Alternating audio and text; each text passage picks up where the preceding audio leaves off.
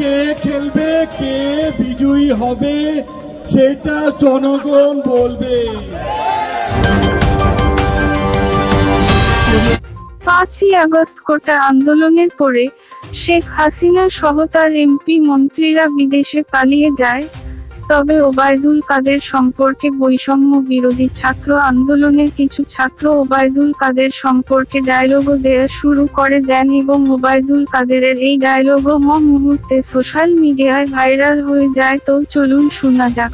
খেলা কে খেলবে, কে বিজয়ী হবে সেটা জনগণ বলবে, কিন্তু খেলা হবে, পালাবো না।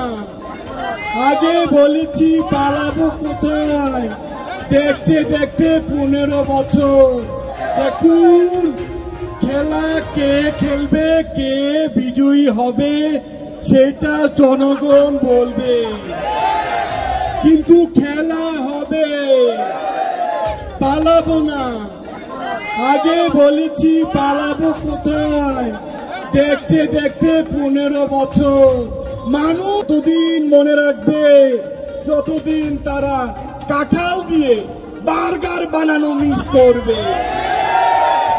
এদেশের মানুষ শেখ হাসিনাকে ততদিন মনে রাখবে যতদিন কুমড়া দিয়ে বেগুনও বানানি মিস করবে।